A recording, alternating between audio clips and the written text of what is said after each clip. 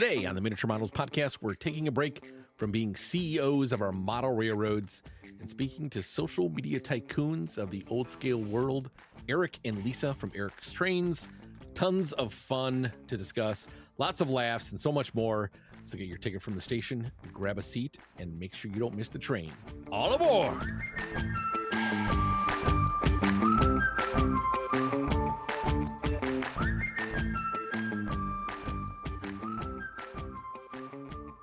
Good evening, everyone, and thanks for tuning in to episode 71 of the Miniature Models Podcast. I am one of your hosts, Matt Rochford, and with me, as always, are my co-hosts, Matt Z, John Schwartz, and Johnny. How you guys doing tonight? We're doing pretty good, man. I'm excited for this episode. Like all the other ones, the last one was a fantastic, great show. Huge success for us and just for the podcast in general. Just a ton of fun. And this one, I'm really excited to talk with Eric and Lisa tonight. It's going to be a lot of fun. Yes, indeed. Likewise, I am super excited about how well the last show went, and I cannot wait to talk with Eric and Lisa some more about just their recent stuff going on and just what we think of some of the stuff in the catalog. It's going to be a good show. I'm glad to be back on the show again. I wasn't there last week. I was trying to, but as I was running towards the studio, John locked the door behind him, and I was pounding on the door. He just waved at me and walked away. So, well, yeah, man. That's like, was that not the plan? Was that not well, that wasn't my plan, but apparently it was yours. We outlined that screaming and flailing outside of the door meant you were okay with what was happening, and we were good to move forward.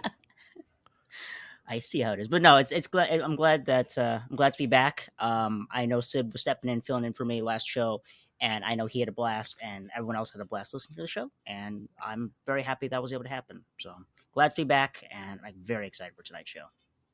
It's nice to have the gang back together again. Yes, but Johnny, you are not the only returning voice tonight, and just really fast, Johnny. Like, you could be truthful to everybody. Like, you recently got out of prison, right? That's why you were gone. Look, I just stole like 10 pallets of Trainz, dude. Okay, that's fine. That's fine. That's fine. But it's fine. An average weekend, that's fine. No big deal. Yeah, I could have gotten like another 10 pallets. I just didn't have time. The cops were chasing me, man.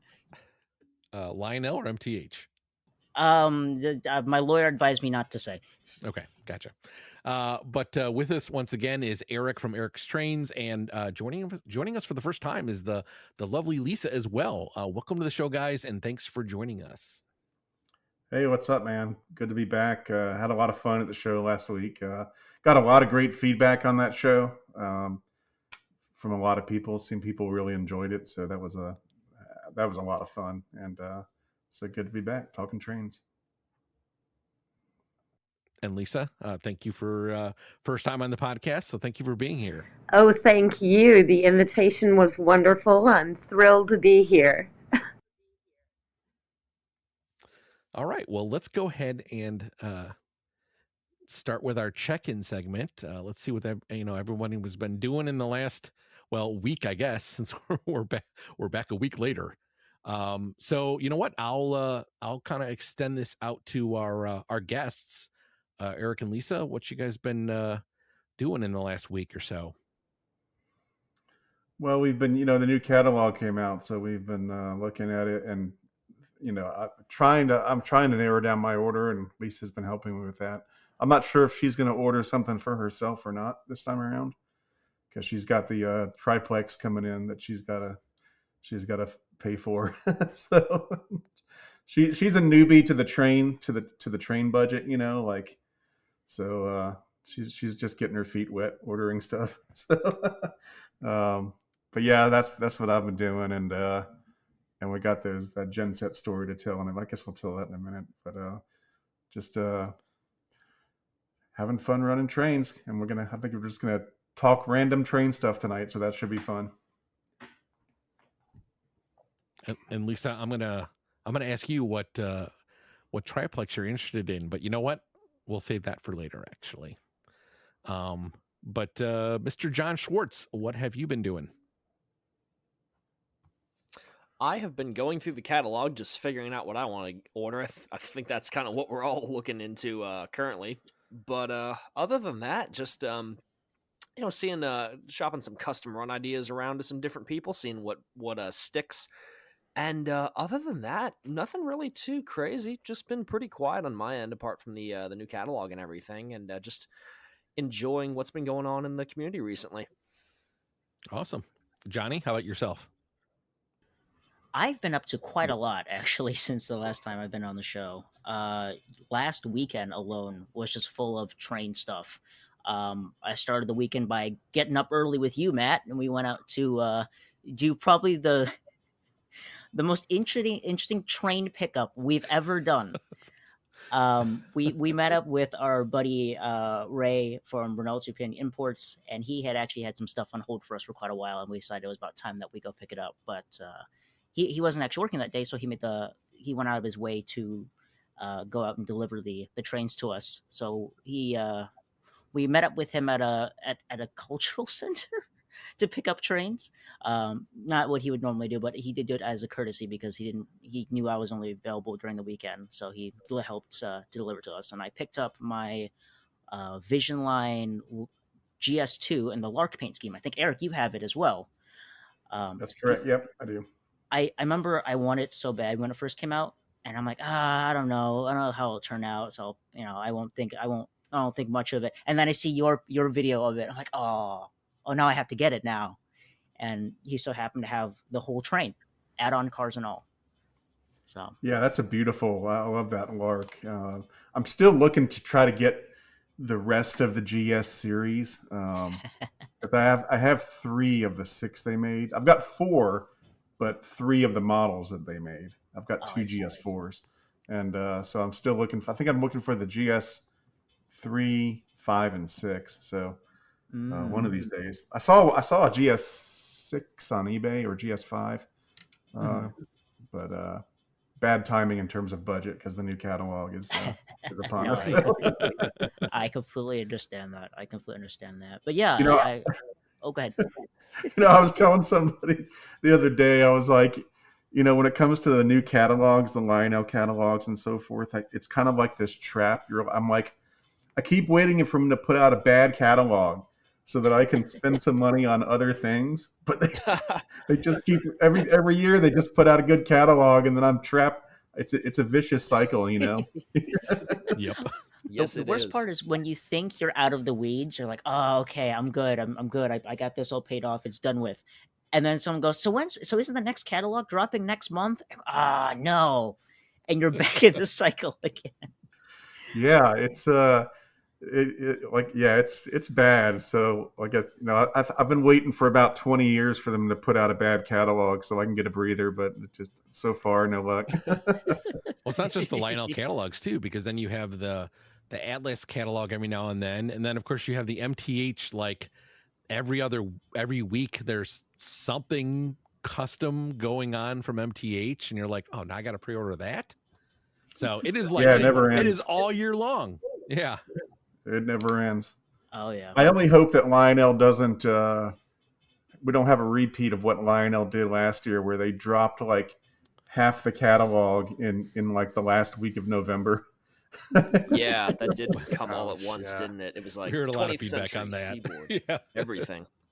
Great there for the holiday season. Not great for my wallet when I'm trying to buy presents on top of paying for my trains for the holiday season. Yep. But those are cool, and I'm very excited to have mine. Mine does have some quirks that need to be ironed out with it. Thankfully, Sid's going to be helping me with that. I also bought an Intermountain kit which was my first ever kit car. Great little thing.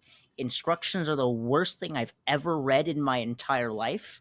Love being told assemble very jargon-filled railroad piece into other jargon-filled railroad piece and not give you any pictures, and they don't label anything, so it's just guessing where things go. What is that? Who makes that kit? Intermountain.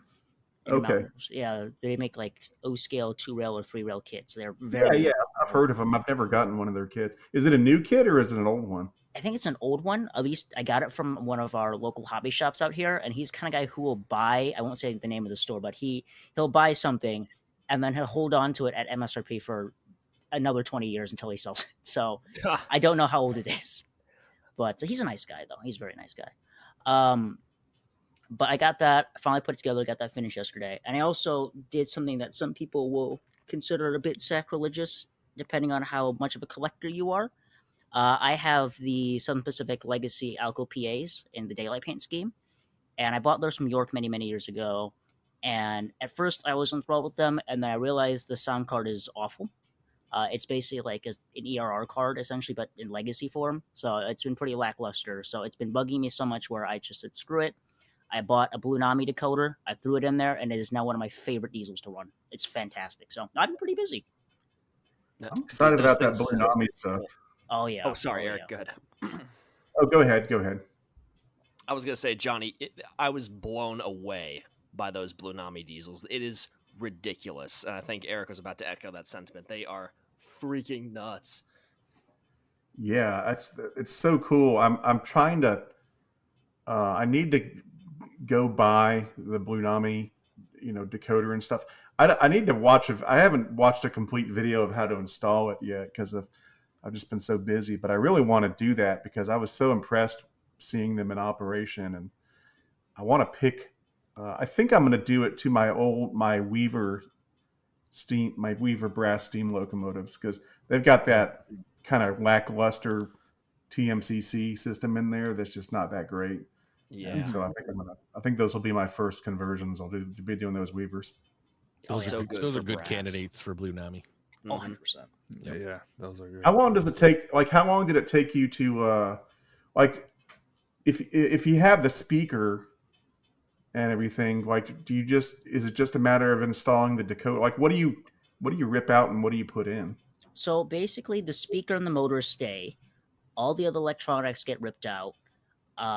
Smoke units and couplers, that's a little bit more in depth, and that's more a question for Sid than myself. I just do like the bare bones lights, speakers, motor. But all it really is if as long as you can wire in a bridge rectifier, which maybe will take you, I don't know, maybe 10 minutes, 15 minutes if you're like me and you're soldering for the first time ever in your life. That's probably the hardest part. All the connections on the Blue Nami decoder, everything's labeled for you, and it's all screw terminals. There's no soldering required aside from the bridge rectifier. Oh, wow. And the lighting features, the part that I love the most, like let's say you want to do a Mars light or something like that, or ditch lights, normally that's a headache. You have to put specialized boards in or go to engineering and get their stuff. But with the Blue Nami decoder, you just wire it into the decoder, and then you go into the app and you can just change it from the app. So like it'll be solid, or you can choose 15 different versions of a flashing light. It's all instant. It's crazy. That's incredible. Yeah, I'm excited about that. I got to do it at some point. I got to set aside some time to do it, but I'm so excited about doing that. And it opens up so much possibility, like in terms of just, being able to go on eBay and get some cheap or relatively cheap, like I think you could like some Proto 1 stuff, and non-command stuff, and just go in there and add Blue Nami to it. This is going to be a lot of fun. Oh, for sure. It's great Yeah. too because you can like you said, Eric, anything that you have, and people are always lamenting. You always hear the people like, "Oh, it's not going to be running in 20 years. What happens when this and that and the other thing?" It's like now you have the perfect option to, if an engine dies, you can easily make it into a Blue Nami and you're good to go again. It seems so simple, and it's great, like you said, for brass and for all the weird like little Williams switchers. I mean, that's what I'm planning on doing for mine. I have a couple of Williams 70 tonners. Like, it's perfect Yeah. for something like that. It's so small, you can fit it in almost anything. Well, they've done the funeral So, train. let's- People have the funeral train with the Blue Nami decoders too. But yeah, I'll move on. Can we put a pin in Blue Nami and then move it to the? I got all excited. Look, like this is gonna like rabbit hole. So let's this is awesome topics. This is awesome for what we're gonna talk about.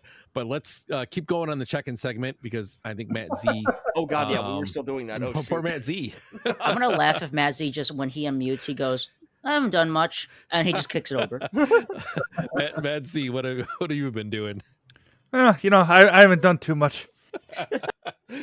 No, I'm just kidding. No, yeah, no, but good conversation, guys, definitely. But no, for me, I've been busy. Last night, after I got home from work, I got in some new goodies. I got in back from my buddy Sid. I got a set of near essential F7s. I've had them. They've been in and out of my collection for the past couple years now. So I got those back. He fixed them up for me. And then I got one of my Holy Grail Subways, and I got the MTH R36 number 7, the Blue World's Fair set from Nice. 64. And man, I am just so excited. I had to do a little work to that one today, but I had to put a 3-volt board in it because the 5-volt decided to go bye-bye. So That never happens. that so I got that going on, but no, really nice set there. And then I got a whole mile-long list of things, including the stuff behind Rochford there, that are going to come to me, and then God knows what else. But that's that. But having a lot of good time buying trains. And John, on the catalog, I pre-ordered an engine. Can you believe that? I'm shocked. It's. Who are you? I don't. I mean, I'll tell you. Put your money where your mouth is. Well, I guess I did that. So. But, What What I'm did you shocked pre-order? about is it's 71 episodes later, and he's still talking about subways. Nothing's changed. no, nothing. I That is ordered the. Go ahead. I was gonna say that is a really pretty set you got though, man. That's like one of the Yeah, quintessential sets. I love that. But no, Eric, I ordered the Mr. Muffin's doing a custom run of the nickel plate Burke in the Norfolk Western paint when they pulled the last Pocahontas. Oh, I That's saw what I that. ordered. Yeah, someone sent me a picture of that. Yeah, One of so- the 26 custom runs that Muffins is doing. yeah, right. He's got a Yes. whole catalog to himself practically. Like it's literally another catalog worth of trains. Well, Yeah, muffins come in many honestly. flavors. So That's funny. But yeah, so when John posted it, it's up. RJ told me order it, so I did. It's like Yep. those gallery cars, right, Johnny? I have no idea what you're talking about. I've never peer pressured you into buying anything ever. No, and the best part was you guys didn't even peer pressure me into ordering the other 2-pack she did. So I just knew I had to buy it then. So I got all 6 on the way for that. There you go. Yeah, but no, that's all I've been up to. So Matt, what you Awesome. been up to, man? a couple things here. I'll make this short and sweet here. So yeah, Johnny mentioned that we had met Ray, and this is somebody I think we need to hook Eric up with, because this guy's got some like serious gems. Although he hasn't updated his stock, but we'll talk more about that in the main show here. But yeah, I did end up picking up. So Johnny picked up his Lark, and I ended up picking up my my Milwaukee Road E4, but the MTH HO version of it, which is really cool. Actually, it sounds great. It has actually operating pantographs that go up and down automatically. Pretty cool how much stuff you can kind of fit into HO. And I don't know, Lisa and Eric, I don't know if I mentioned, I may have said something in at York last year, but I have been kind of went down a rabbit hole in HO, and I've kind of started doing a lot of HO. I still have O, so I'm obviously no worries there. But I think I've definitely caught an HO bug pretty badly, and I've been enjoying it. And speaking of things I've been doing this week is, so I've obviously I've reacclimated my my O scale layout to an HO layout now. So, but with that, I've been teaching myself to work with new things, stuff that I didn't do. My O scale layout was, here's a board, here's some grass, and that's it. Like I had no elevations, like nothing. So this time I was going to take this experience to work with foam board, make a mountain, use different elevations, and it's pretty eye-opening, and it's been fantastic. So what I've been doing this week is actually prepping a small lake. So my first little lake that I'm going to build with obviously resin water. And I poured my first 1/8 inch this morning, and I looked at the bottom, it's like, yeah, pour 1/8 inch of the resin, and now wait 24 hours to pour more. So yeah, I guess this lake's going to take like 4 days to make, I guess. I don't know, but it's coming along pretty well. I'm pretty happy with it, and we'll see what the end result will be. Matt's taking a turn toward the dark side. I really have. He caught a bug, and it's an illness that we need to cure. I just Once added an you start H down in the front of dark my own. path, forever will haunt your destiny. That's right. You can never truly escape. Oh, Matt, you know that. You know it's going to come back. And you still I have know. stuff. You know you do. I know. But you are a good HOA ambassador because it does have good stuff. As much as I hate to say it, it does have cool things about it. And you're doing a really good job on your layout. It's looking great, man. Thank you. I appreciate that. I've been getting into well, I don't have an HO layout, but I have been very slowly picking up some HO pieces from Atlas mainly. I've got a few locomotives now, so one of these days, if I have the space, I might do a small HO layout of some sort. So we'll see. Yeah, do it. I'll introduce you to my friend who kind of got me to HO. He's a senator. Okay. And I think his name is like Palpatine or something. And he's like, check this out, man. And I'm like, awesome. Okay. Thanks, Senator Palpatine. He's a nice guy, I swear. So not evil at all.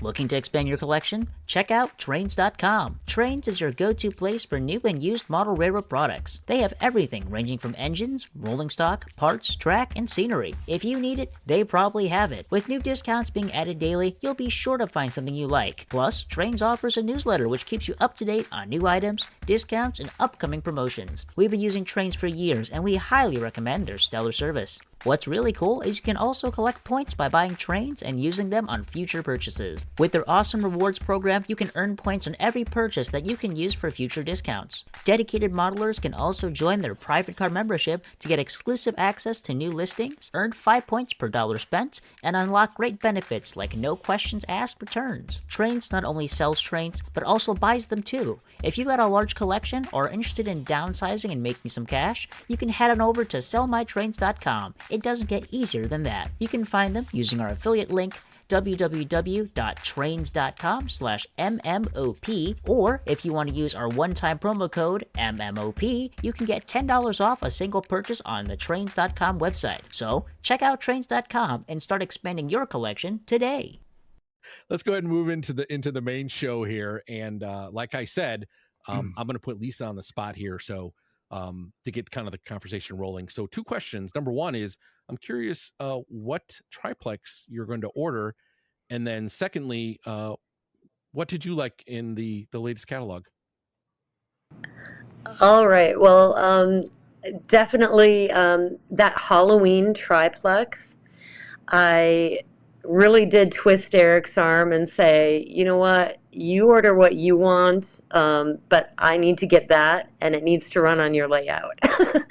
I have big plans, a big vision to actually see that running around. I'm super excited. I could never find it. I could never convince myself to spend that much money on a Halloween locomotive because I wanted to get the realistic one first, you know. And so, but she stepped in and said, "Well, I'll get the Halloween one." I said, "Okay, now it's win-win." Because now I'm getting the super set and the pilot, and so she's getting the Halloween version. So that'll make for one heck of a train. So triplex triple header, right? Yep, the triplex triple header. Wow. Yeah, that'd be really cool. Got to run them back to back like tender to tender diesel style. That would be cool. There you go. I mean, if you're gonna go big on Halloween, like go big. Like there's never gonna be a bigger Halloween unless they do a big boy. Like that's gonna be the biggest Halloween engine that's probably ever gonna be done. So now you can have your cake and eat it too. Yep. Yeah. It's even cool with like some of the Christmas sets. Like I know Chris RBP got the Sleigh Bell Limited. I know I've talked about this on the show before, but a set like that, it's like, man, beautiful, beautiful set. It's like I'd run it all year long just because it's so cool looking. Yeah, they've really been doing a good job of coming out with these alternative, fantasy. That's been it's starting to turn into like their bread and butter is doing a lot of these fantasy paint schemes that they never would have thought about doing, 5-10 years ago. So really cool. Now I don't since we're talking to Lisa, I don't know if you guys know, but we just got engaged on Christmas Day. And, congratulations. Oh my God. God. Congratulations, dude. Congrats. Oh my God. Awesome.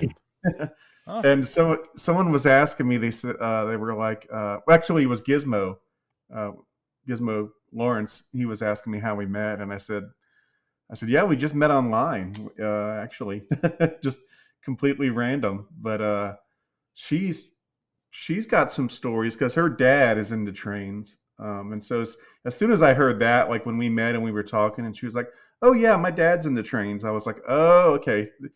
Here's someone who might get she might get the madness, or at least be accustomed to it, you know." And so she's got some stories about her dad, about she visiting trains, and like she's got a great picture that of her in a well-known locomotive. I don't know if you want to tell them that. Like when she was like 4 years old, she's got a picture of her in the cab of which locomotive is it? Oh, I can't remember off the top of my head, but it's in Proctor, Minnesota, I believe. It's the Yellowstone, right? That one might not have been the Yellowstone. I do have pictures of me at visiting the Yellowstone, one of the ones that's in Two Harbors. I'm definitely sure about that. Yeah, I grew up with a father that was into the hobby in the real trains as well as the model trains, and for me it was kind of like, oh, you're into trains? Wow, that's kind of cool. Yeah, her dad. I think he wanted to. At one point he wanted to buy a caboose, and I think a locomotive he wanted to buy. Like I don't know. Tell me about that. Yeah, my sister was telling us about that this weekend when she came to visit. He had wanted to buy. They live out on a farm, so he wanted to buy his own caboose and have it like moved out to the farm and/or a full engine, and just park it in the yard. I did do a little quick Google here. It looks like the Duluth and I'm gonna butcher this, Masabi, an Iron Range Yellowstone engine number 225 is located in it's a historical landmark in Proctor, Minnesota. Yep. Okay. Yeah, I think there's a museum there where they've got a bunch of stuff. Okay. One of these days I'll go there with Lisa when we go back to Minnesota, because I've only been up there once to visit her family. But next time we go, we might go over there or something, check it out. You got to recreate the photo when you go. You got to find what engine it was, find the old photo, and then recreate it now with the with the current. Yeah, but we should do that, right? Yeah, we should do that. Yeah, it's the cutest photo. She's like 4 years old, and she's got her hand on the throttle of the in the cab of the locomotive with her tongue sticking out. That's awesome. So yeah, as soon as I heard all that and saw those pictures, I was like, okay, this might work. Well, you got to come up to. Have you been to IRM yet, Eric, or Lisa? No, I would love to go there at some point, because that's a huge museum. Yes, it's the biggest in the They country. got tons of stuff. Yeah, I've got a couple DVDs where they visit there, and like that's one of the places you kind of got to go at some point. I'd love to go there at some point. Well, I'll tell you what, Eric. I won't get much into this on the show here today, but after the show, we would love to have you come out to Chicago this year if you and Lisa are interested, but we can discuss that later. Oh, that's right. Yeah, you guys are in Chicago. I always forget that. Yeah. Mm-hmm. So we can well, make at least that happen. half of us are. Yeah.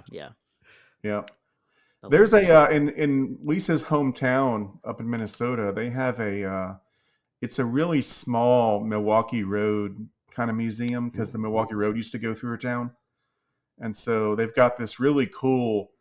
Like when you come into the town, they've got the old tender from one of the Milwaukee Road locomotives that's on static display, and they've painted like the welcome to the Montevideo. They've the welcome message for the town is painted on the tender.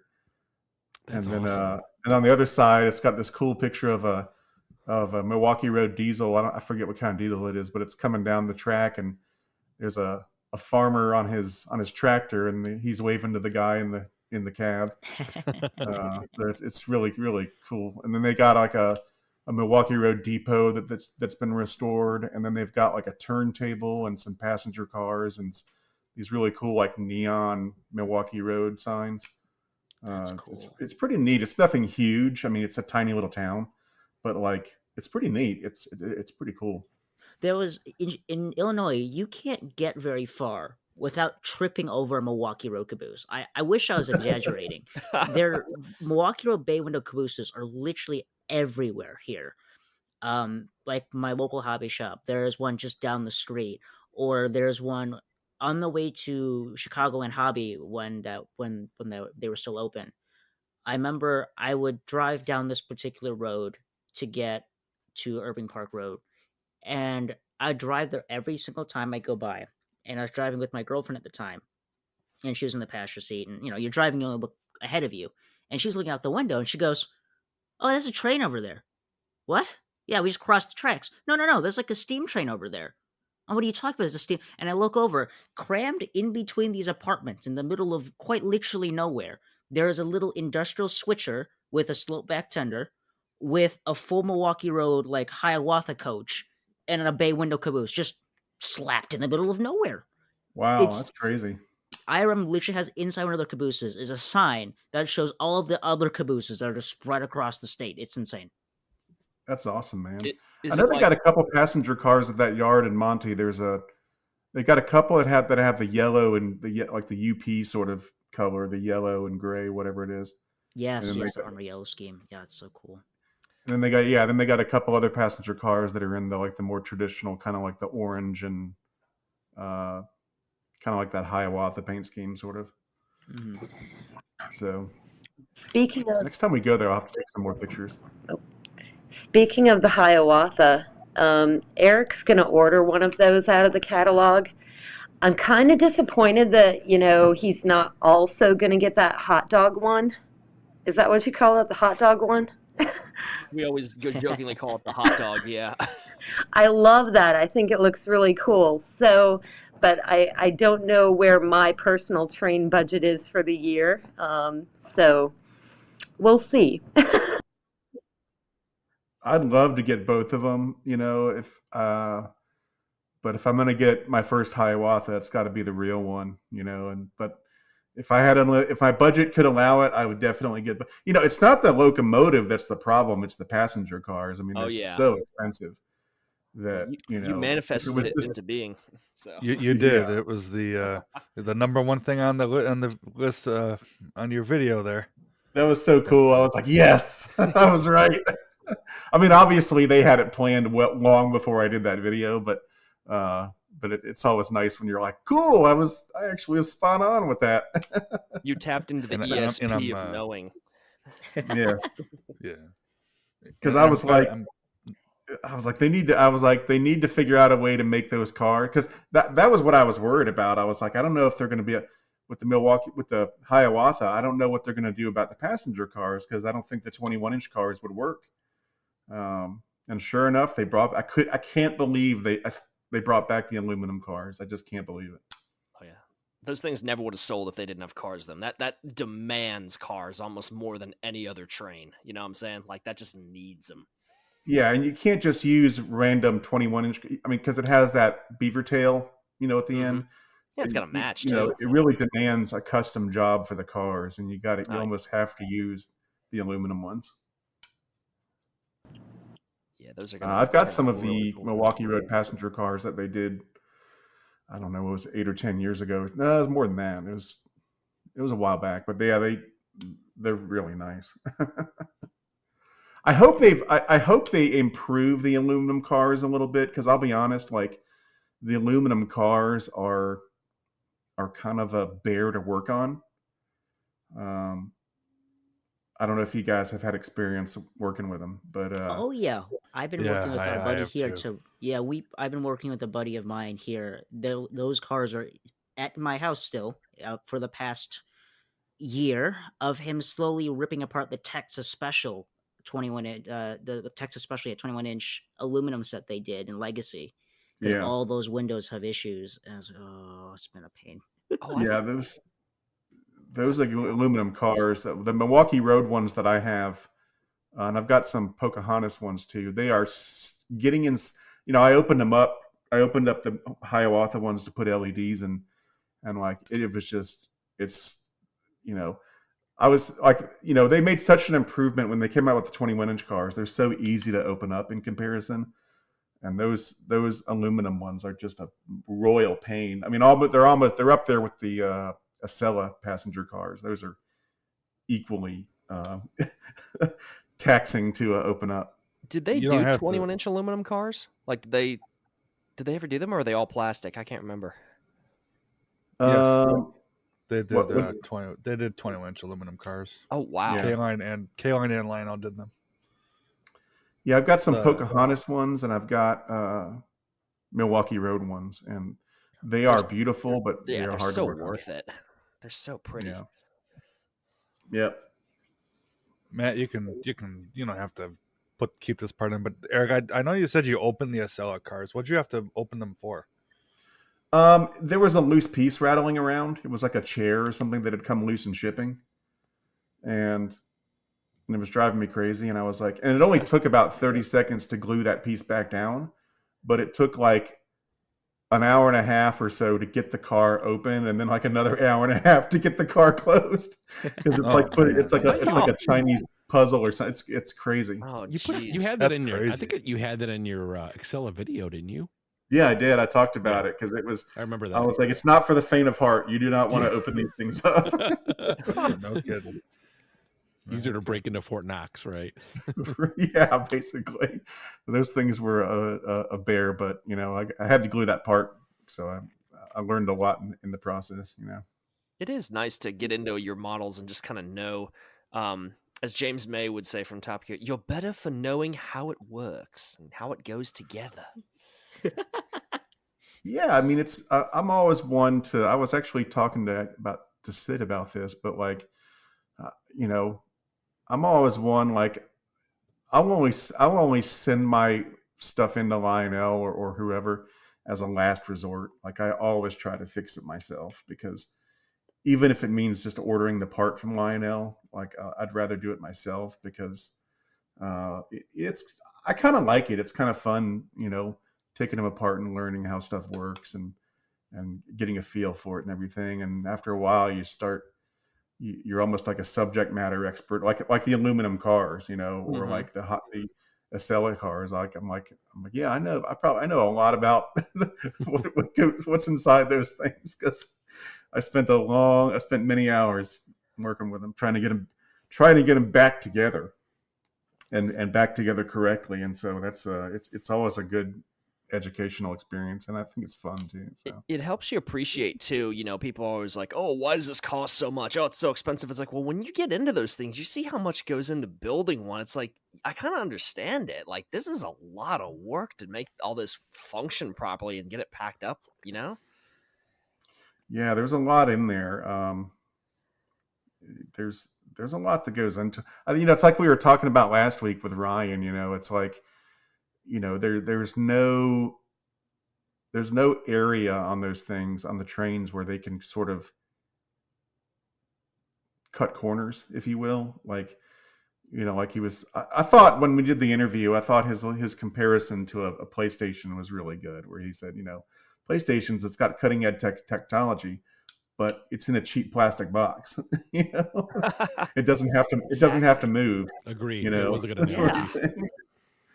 But there's a little bit of everything in the trains, and that makes them unique among collectibles. Where it's like there's you name it. I mean, we talked about it before. There's die-cast metal, there's brass, there's molded plastic, there's electronics, there's chips, there's Bluetooth, there's a smoke unit, there's gears and wheels that have to move, and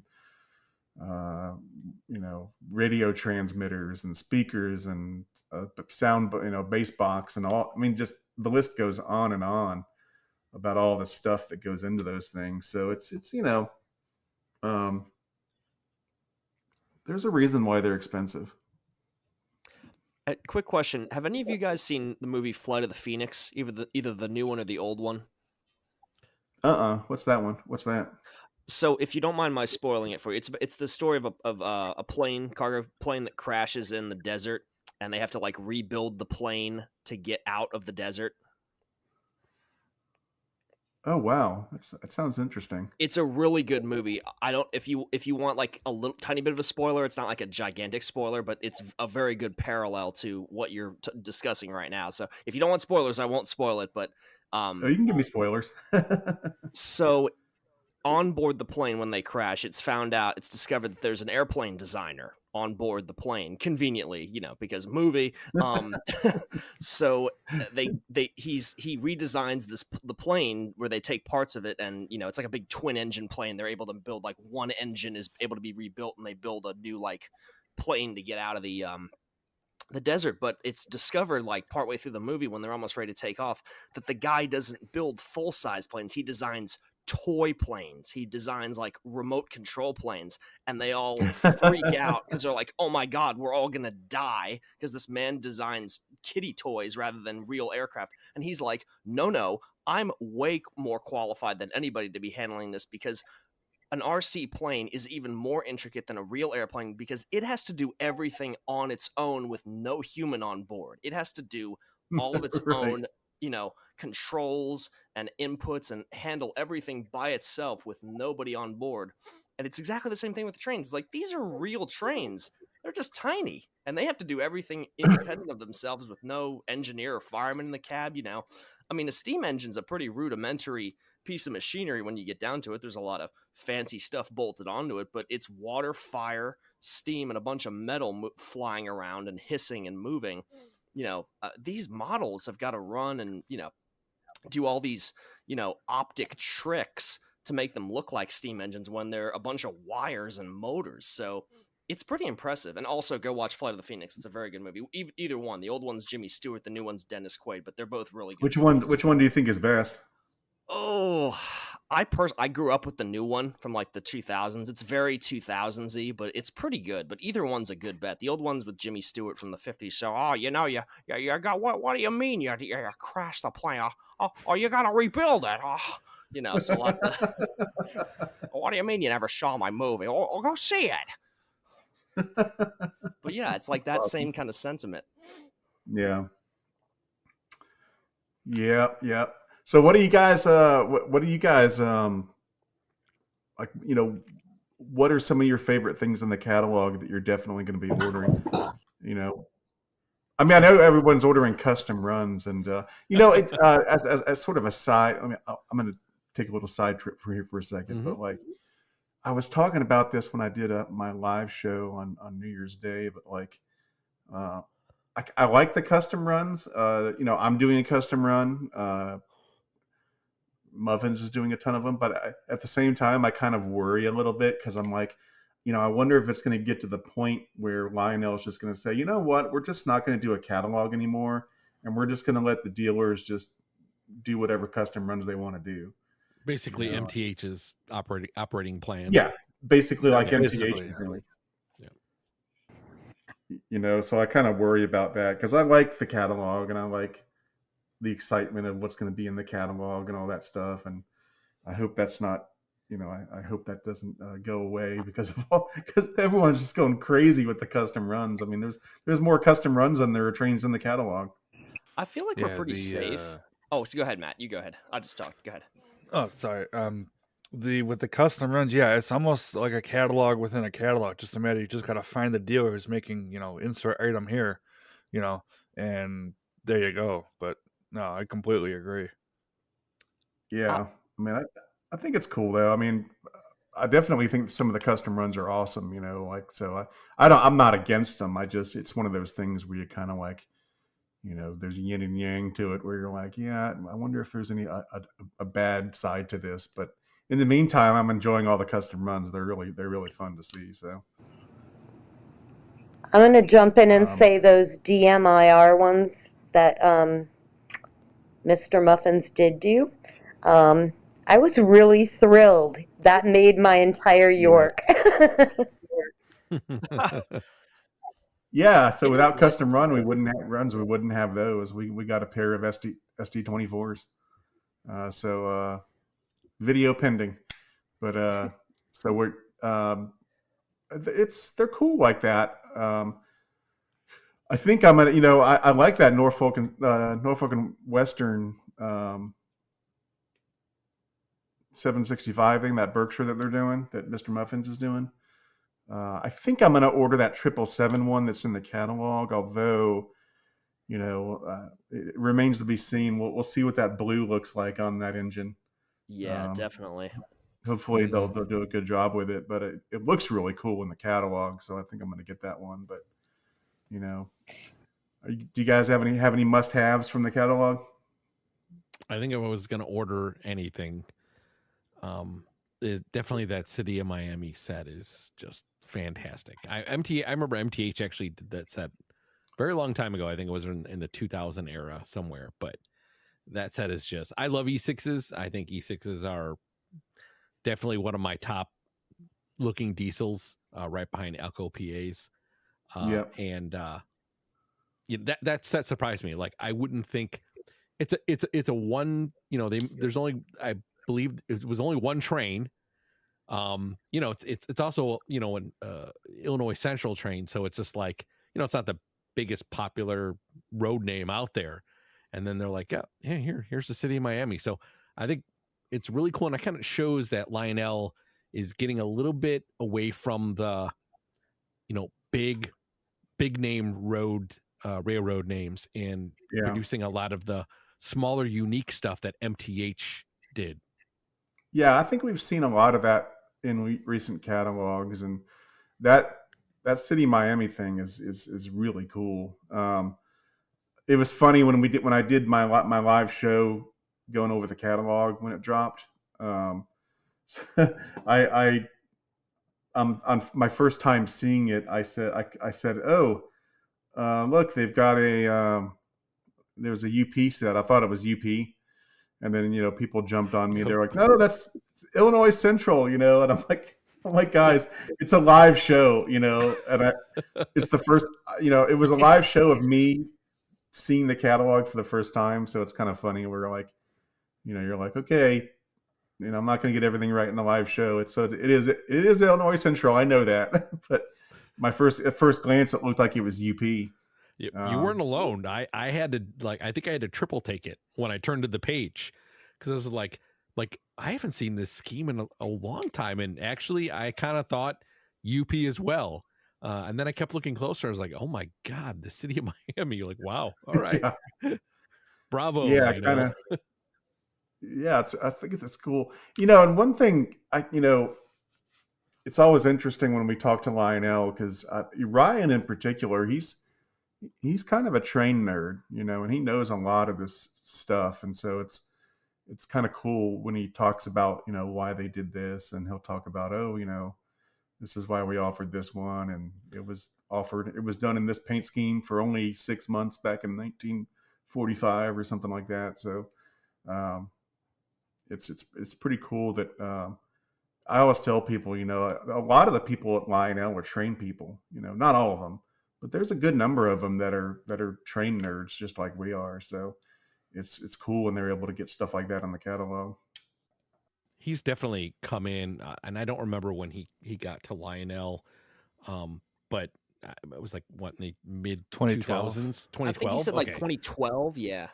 Okay. Yeah, but he's definitely he's come in, and he's definitely offered a lot of unique paint schemes, like mix and matching paint schemes. Like, Legacy, Lionel has always been that kind of like true to form, like, we're doing these popular railroads, and we're not going outside of the box on anything.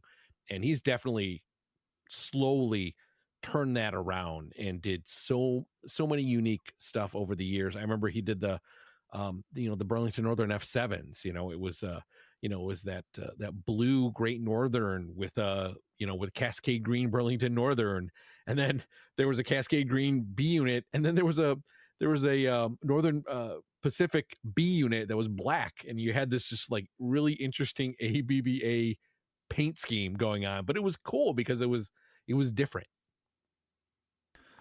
Absolutely.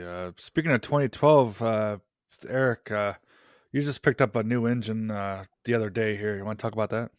Oh yeah.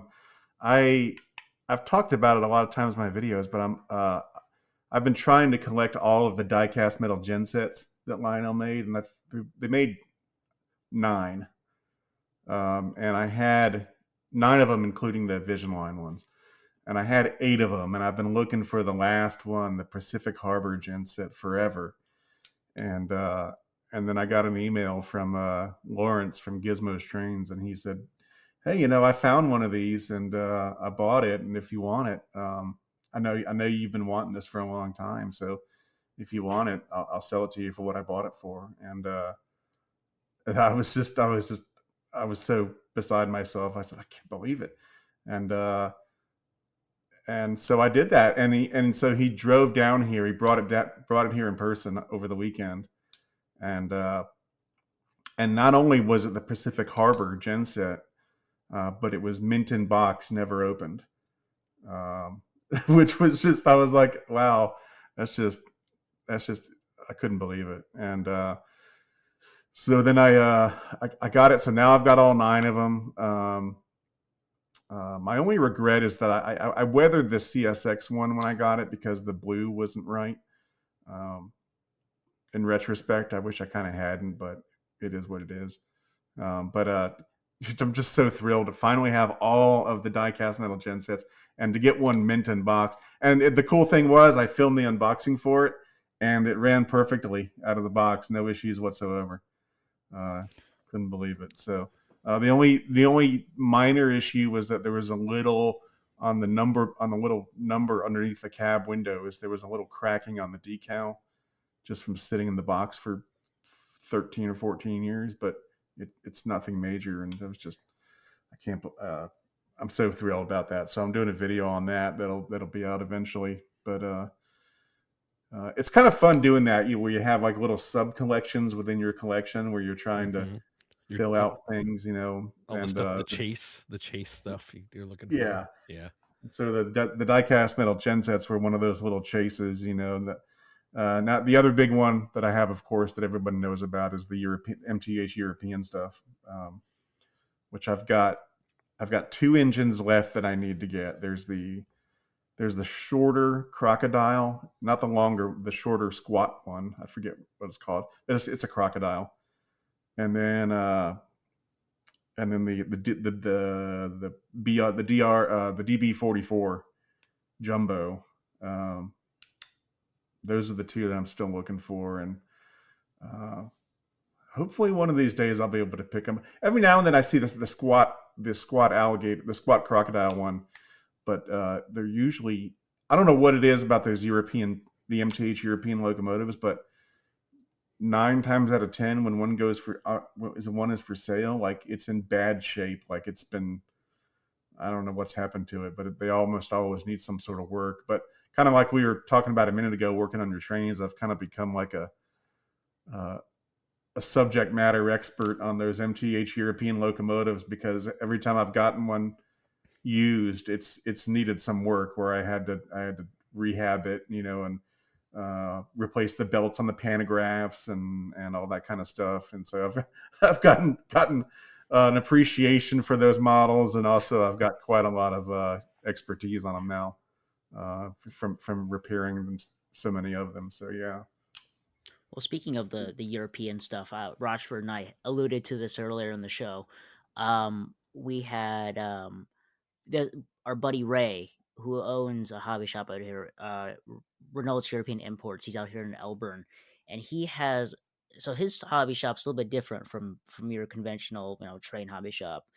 He specializes exclusively in the European market. It's all your imported stuff from Germany, Marklin, LGB, and all the different manufacturers, and it's insane when you walk in there, because not only is it just a huge collection of European stuff, but it's a collection of European stuff in a old vintage bank. So wow.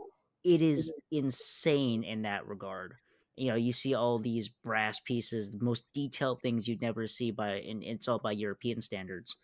But not only that, he also has a huge O-scale collection that he's selling for a customer of his. And the guy was a collector for all his life. He had bought he would buy trains, mint in box, from like, for example, from Lionel. He'd buy, like, I think he had like at least 4 Vision Big Boys, 6 Vision Challengers, 2 Vision GSs, every aux tender ever he made, and he just give them to his employees. He's like, take this, go put it on a shelf in the warehouse, and he'd never open it, never ran it. And he's got, imagine your average grocery store. That's the size of his warehouse, and it's full of trains. Wow. And imagine that he's got 3 of those warehouses. And he's selling all this stuff on top of having a bunch of great never run mint European stuff on top of dealer layouts. It's crazy. Like, if you're here in Chicago, we got to take you there because you would love it. Wow. Yeah, it's crazy to me that like that gen set was mint in box, never run, and the lady who's selling them, I think her husband died, and so she's got a few others on eBay. She's got a Santa Fe and a Conrail, and they're all mint in box, and I think there's a good number of hobbyists out there who just buy them and just put them on a shelf. Like, I don't know why that is, or maybe they buy one to run and one to keep in the box. I don't know, but like, it happens. I know Brian at Legacy Station has told me that he has a lot of customers who just buy it and keep it in the box, and I'm like, I've never understood that, but I'm kind of glad they do it because it turns out good for us later on when they sell it. So, I'm one of those. I've always thought that I'm always been a believer that trains want to be run. They don't want to sit in a box. They don't want to sit on a shelf, not running. So it's always good to give them a run. Even if they're old or valuable, they still want to be run. Kind of like cars, like people who collect cars, like the car wants to be run, even if it's a rare car. Oh yeah, you should still drive it every now and then. So it's good for the machinery. Yeah. So. Well, I'll tell you that layouts take up a lot of space. So my dad, for example, has trains on shelves. He has no layout room.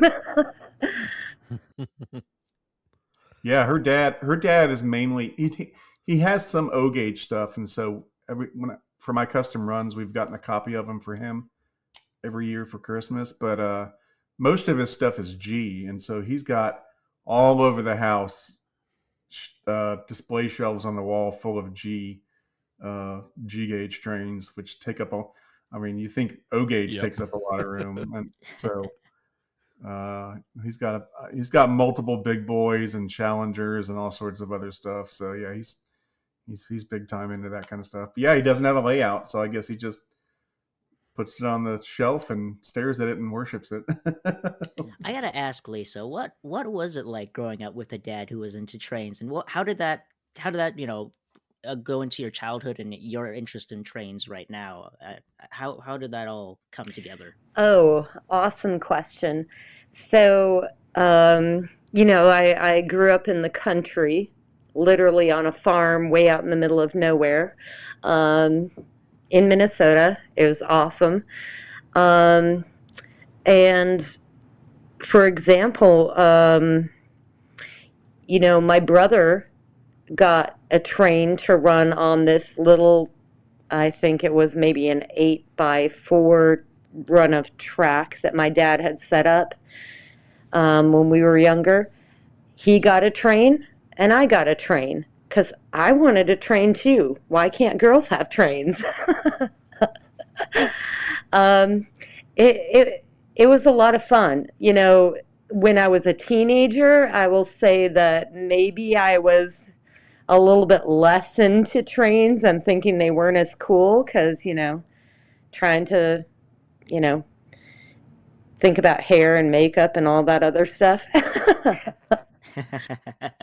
But again, when I met Eric, it was so refreshing. It was like, hey, I understand this. I spent many, many, many hours, equating to days between hobby shops where we would just be sitting there and there's track to look at and things to create layouts to look at. And, I watched my dad build models for his layout when I was little. It was cool. That is really cool. And how does that? How I forgive me if this is out of curiosity. How is it for you guys to work on like the layout together, or to collect together, or being able to go to York together is something that we've ran into you guys a couple of times at York. Sometimes crossing in front of your car and then wondering who's honking at Roger and I.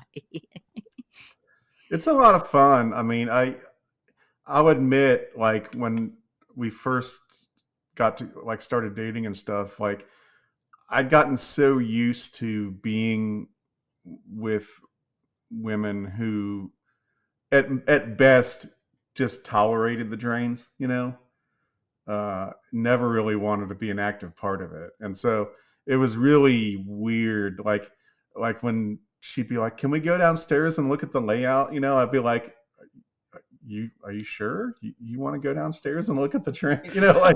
Like I was just, it was so unfamiliar to me, and it took a while to get used to that. And then like she'd be like, "Oh, let's get some deer and some cows to put on the layout," and then she wanted to go to York, and when we're at York, she likes to look for cars to put on the layout. And um, I think her appreciation of it, what's cool is that I think her appreciation of it is different than mine, and that like I think, and Lisa, correct me if I'm wrong, but I think her appreciation of the layout is more about the scenery and like having cars and people and trees and animals and stuff like that. So which is cool. That means that I've got someone else working on that too. So it kind of complements what I do, because I'm busy running the trains and focusing on the trains, and she's a lot more focused on the scenery and stuff. So it kind of blends together really well. Well, yeah, I mean, I But I looked at your layout and I said, "Hey, this parking lot, you don't even have a car here. Why don't you have any FedEx or UPS?" Which I learned I could only find UPS trucks, um, and there are other things that I'm really interested in. The whole custom building of buildings and flats. I mean, that fascinates me. I've watched other people on YouTube do that, and I really want to learn how to weather some cars. I told it, Eric advised me, don't go buy new cars, get some tester used things to try first. And he's got this awesome paint booth that, lucky enough, I might have access to. Want to support your favorite O-Scale podcast and rock some awesome merch? Well, now you can. We've teamed up with Redbubble.com and have come up with a great selection of gear that you can get right now. They have everything from shirts, hoodies, stickers, mugs, bags, you name it. Heck, you could even get a wall clock with us on it. All this great stuff and more at Redbubble.com. Links are down in the show notes, so grab yourself some gear and rock some awesome podcast merch. I did the complete opposite of what Eric advised when I started weathering trains. Yeah, you sure did, Johnny.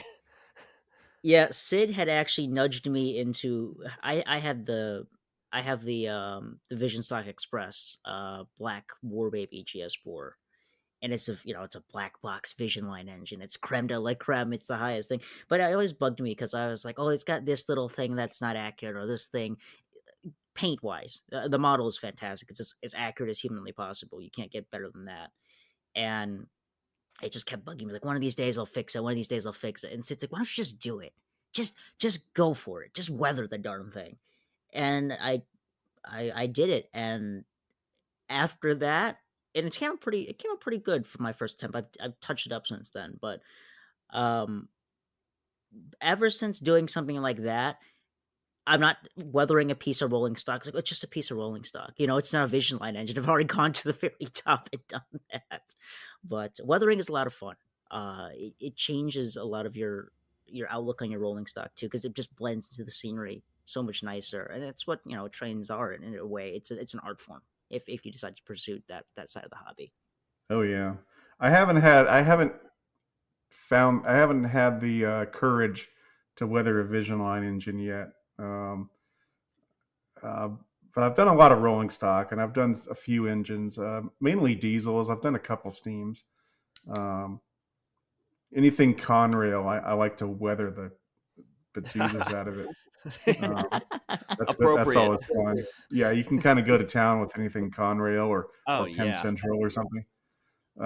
So those are always fun. But yeah, I like it a lot. I haven't weathered in a while because I used to use the scale coat paints, and the guy who took over for scale coat paints he just doesn't have the time to make the paints anymore. And so I'm having to find a new brand of paint. I'll probably have to get something acrylic or something. So I don't know. Do you use an airbrush when you weather, Johnny? I would like to get to a point of using an airbrush. I do powders. I use pan pastels. They've served me well. They're basic like paint to a degree with how well they stick and adhere. So yeah. But it's good. I've done a couple engines. I've done a couple engines for some friends. I did one for Matt R over there. I've done one for Maddie C, my buddy Sean out here, and all the folks. And it's nice to be able to take photos and kind of compare like shiny new engine versus engine that's looked like it's been worked to death or it's been in service for a couple of years at this point. I just love blending stuff in. Yeah, I don't with my engines and cars, I'm still trying to get better at doing detailed. Like I'm good at just giving the stuff just a general coat of grime. But as far as like really specific stuff like scrapes in the car and peeling paint and then rust patches, I'm still honing my skills on that. I've done some stuff with it, but not a ton of it, because you got to be careful with the rust because you can overdo the rust really easily. Like, usually I don't do rust on engines at all because engines usually aren't rusty unless they're out of service. But with the cars, you do a little rust on the roof, where the paint's, and I've done some salt weathering, of course, but it's fun to do. It's really fun to make them look dirty and try to hone your craft and get better and better. The problem for me is once I do one, I'm going to have to do every single thing I own to a certain degree. Like even the passenger steamers, which are usually immaculate, like I'm just going to be like, I can't see a perfect engine now that one thing's done. Like I've held off doing it because Johnny gets me going so much wanting to do this stuff because it's so nice looking and it blends. It's just like, oh God, once I do one, I'm going to have to, because I know I am my own worst customer. I'm going to want to have to do everything. So that's the funny thing about that. I don't know. I feel like it's to a point where, like what John said, once you weather one thing, you can't look at anything else the same. I've had a couple weather pieces and since, sold them off or traded or whatever, just because I appreciate it. And that's, I appreciate it for what it is. And I really, really like it. But, for me, I can't get into it. Now, one of my purchases coming up sometime in the year will change that, but that's besides the point. But it's something that you think about it. Weathering is cool until you look at all your clean stuff and be like, this doesn't really fit anymore. Well, it's funny you say that, Matt, because the Intermountain car I made, it's a hopper. I'd finished building it while I had my buddy Jason here the other night, and I showed him. He's like, "Oh, it looks great," and we put it on the tracks. And in the middle of my yard with my weathered Atlantic, my weathered SW1 full freight train and the whole 9 yards of weathered stuff, and we put it on the track. He looked at it, he just laughed. He like, "That looks ridiculous." I'm like, "Yeah, it does look ridiculous. It doesn't fit in at all." But like I said, it's a craft, and it's a thing that I do because one, it's fun to help improve the look of a model, and two, it's cheaper than buying another model. But kind of steering the conversation out back to like the whole art side of things. Like Lisa, you've done work, you've helped Eric with some parts of the layout. Are there any scenes that you're really proud of that you guys have worked on together, or she's worked on that is really like something that's changed and you're really proud of how it's evolved? So for me, Eric had commissioned from someone a building that is Arts Dairy Freeze. And it is a building from my hometown. And then I got the little school bus to match so that the school bus could pull up just like mine used to when we would get dropped off to get some ice cream after school on our way home. And yeah, that little scene to me is, I mean, every time I see it, it warms my heart. That's great. That's great. Yeah, that I was love- fun working on that. And, I got that building from Stu from Model Building Services. Stu Gralnick. He's done a lot of my custom buildings. He does really good stuff, and it's been fun. Every now and then I'll dial him up and say, hey, can you do that? And of course, when I met Lisa, and I was like, yeah, I want to get something from her hometown. So he did a great job on that building. So that was a lot of fun, and we added some free range cows in the Colorado room. That was kind of fun. And we'll probably be doing some more stuff because I'm gonna be tearing up some spots on the layout probably this year to rehab them and refresh them. So we'll probably be doing some more stuff too. It's so nice having that like personal touch factor to really make your layout. Like you can point to different things, and even if nobody else knows what it is, like you can just kind of just find solace in knowing like all these little things. And it's really a form of, you know, like Lisa, for example. I mean, you're hundreds of miles away from your home. No, I'm sorry. Where do you live? Let's read what 320. Where do you live? I'm sorry.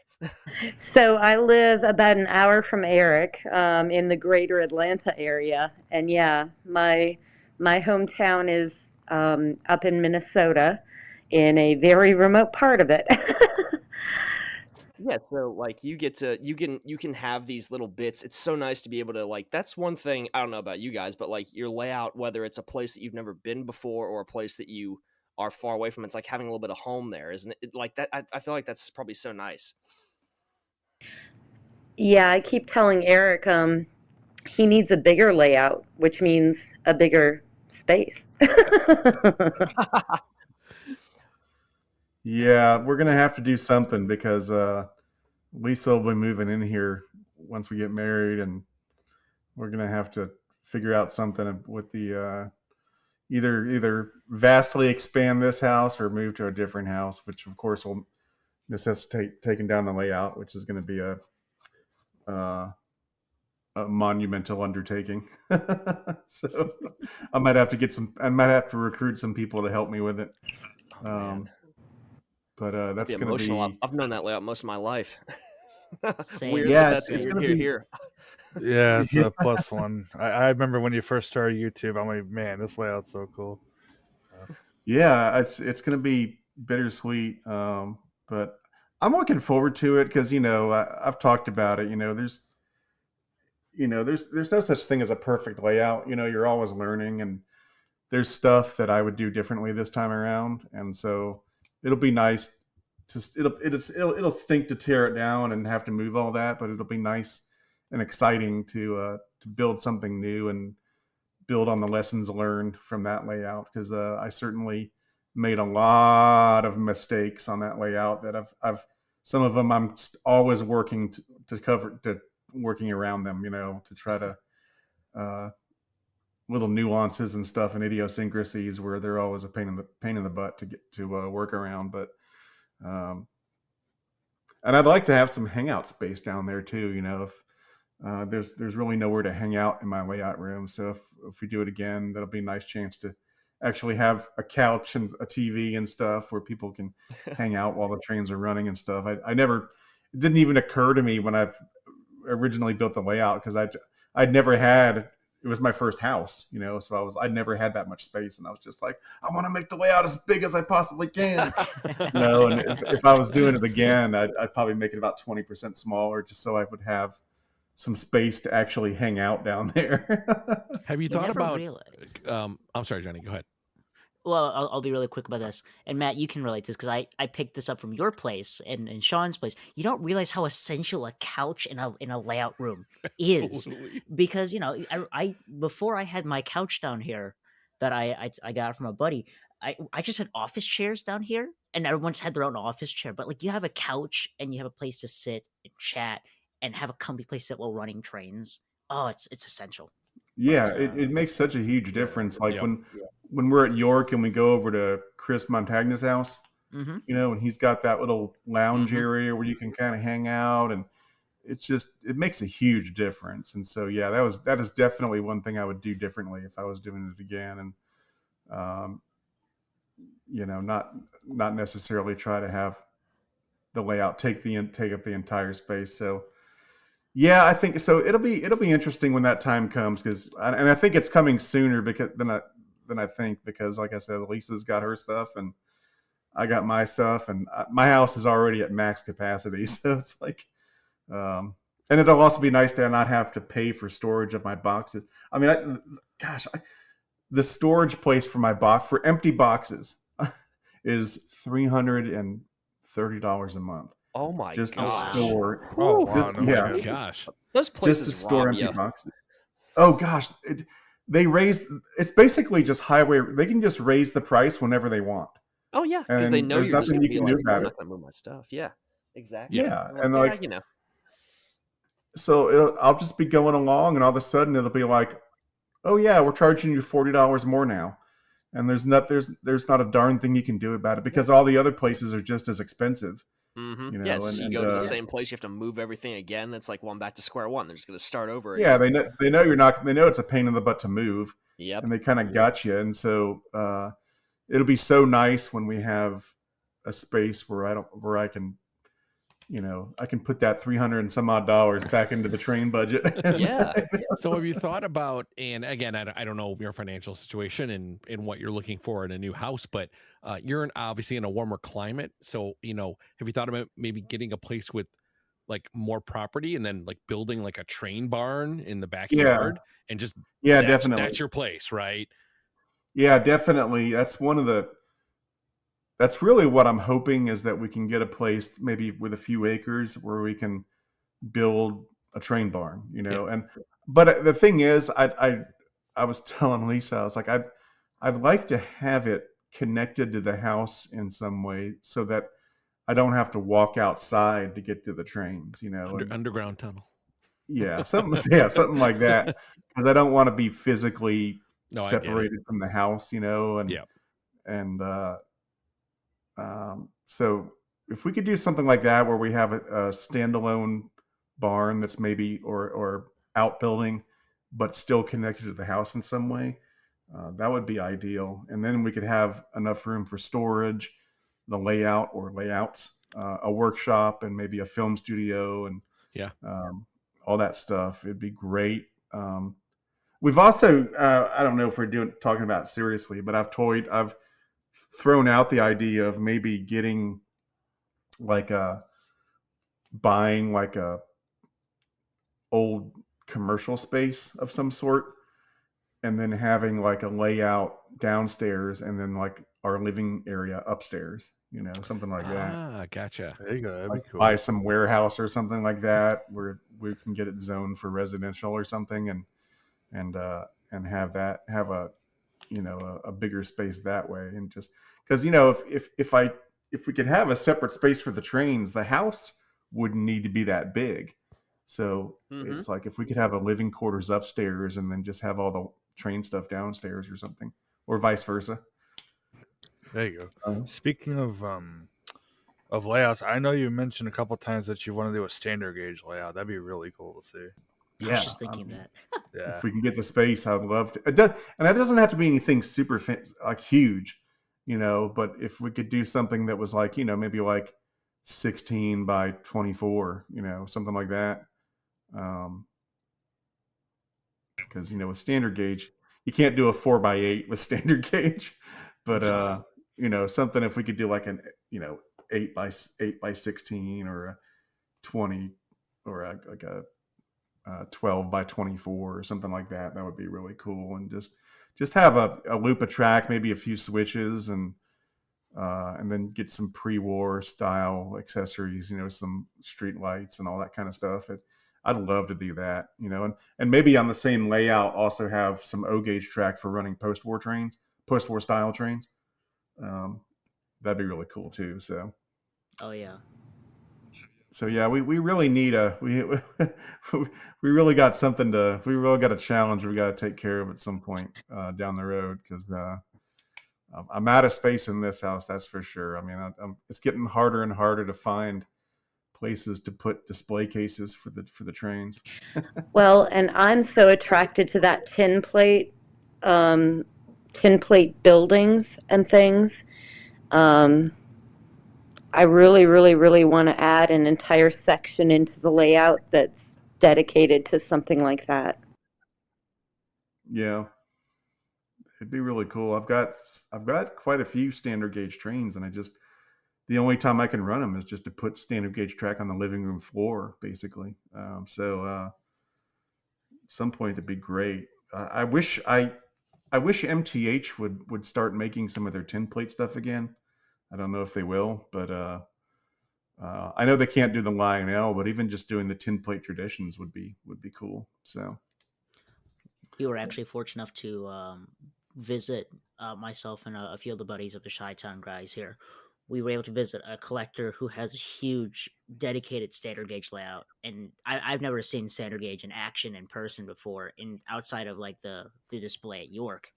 So to see one in a private residential home and see how much space it takes up is insane. He had a giant main line on the bottom, another tier on top of it, which was a bunch of relayed loops for conventionally styled ones, and a crossover with switches and all this other stuff. It was insane, but it took up maybe like 30 feet just for the one straightaway. yeah, it's And massive. It's massive. It's huge. Where was that at? Was that in Chicago?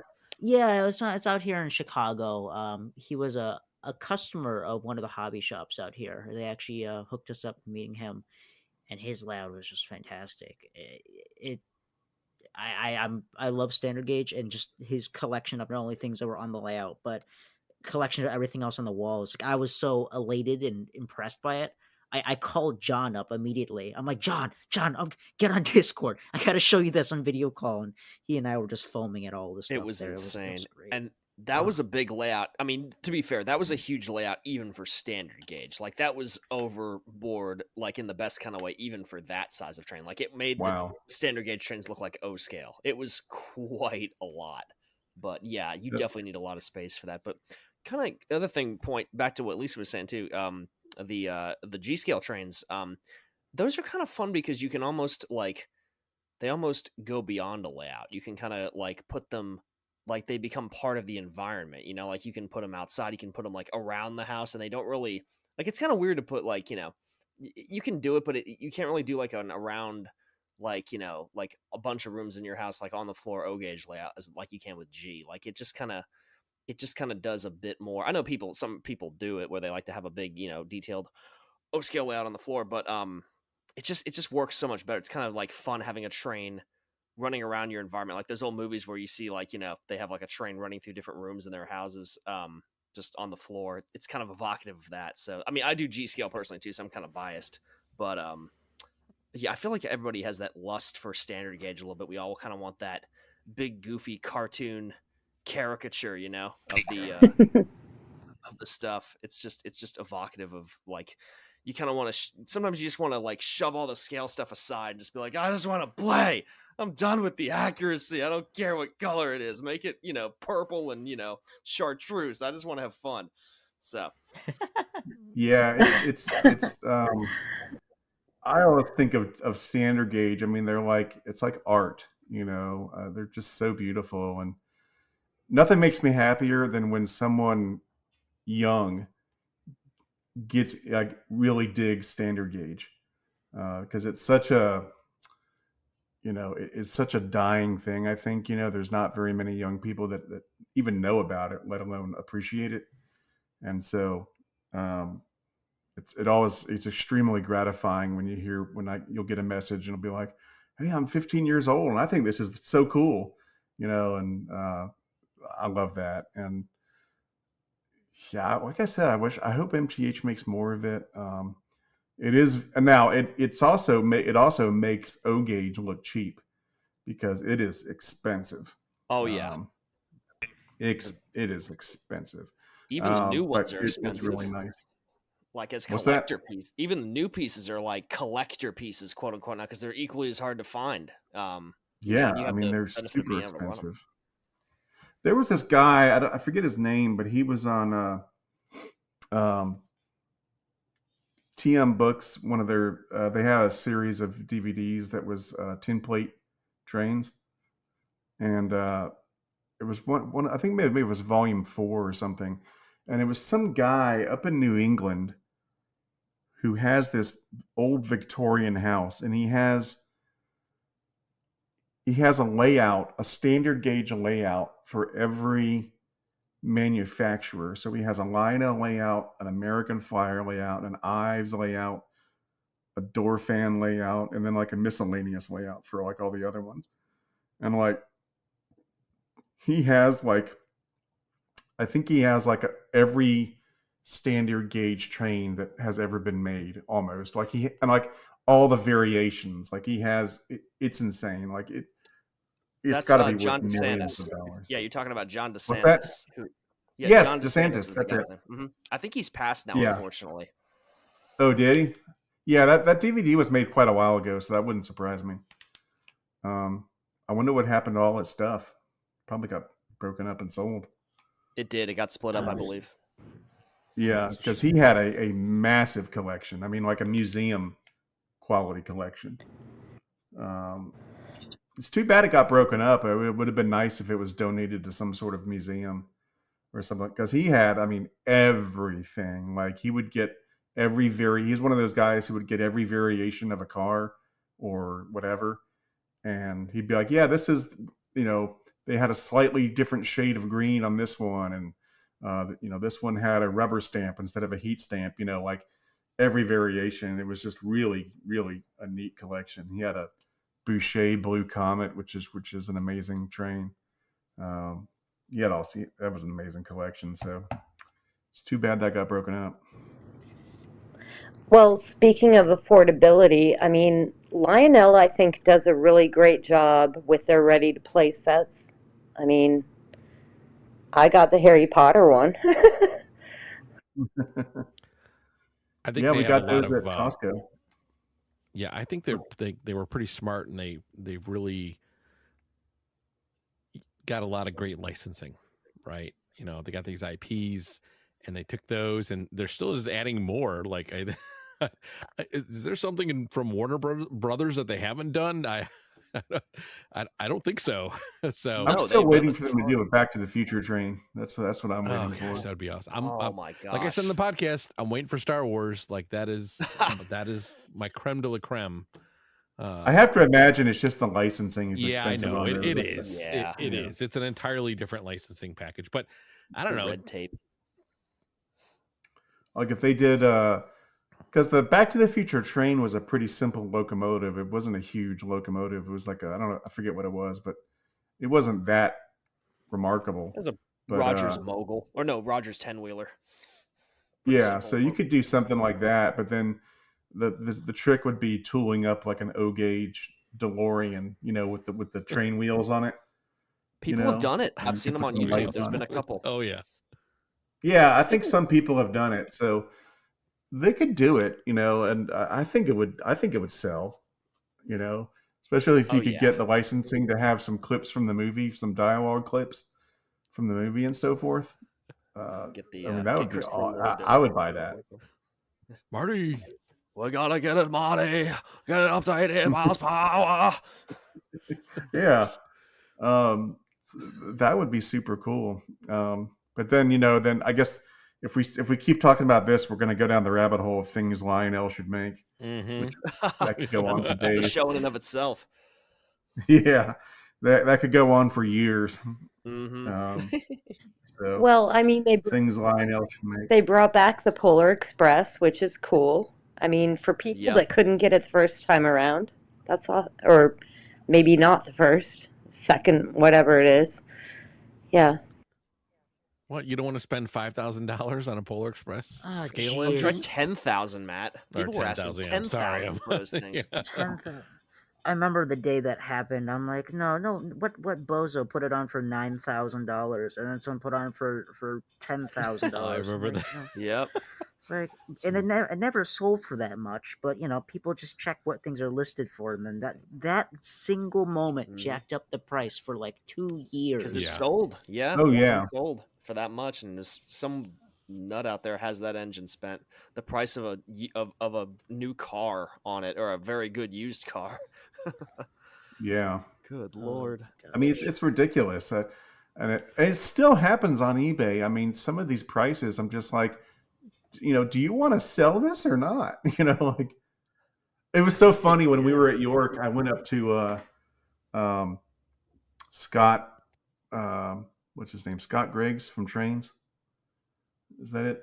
Is that the right Scott? Yeah, that's Yeah, Scott yeah. Griggs. Yeah, and I went up to his booth and I said, Scott, I said, you're one of the few people on eBay that actually sells trains at reasonable prices. And he goes, well, yeah, but that's because we actually want to sell our stuff. It's a business. yeah. We want to make money. On We ego actually thing. want to move our inventory. There are guys on eBay, and obviously we're not going to name any people on eBay here, but we're not going to name names. But I've seen sellers on eBay with the same stock for years.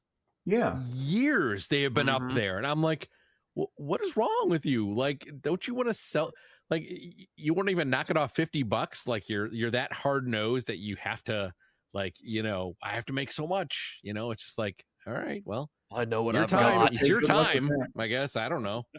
Yeah, I mean, like there's it always comes up in my saved eBay search because I wish I should have ordered it when it was cataloged, but I wish I had gotten the like it was the Lionel Veranda, the army one with the little shark Yeah. teeth and everything. Yep, that one's awesome. And I wish I had if I could go back in time, I would have ordered it. But anyway, there's one on eBay right now, but it's like $4,000.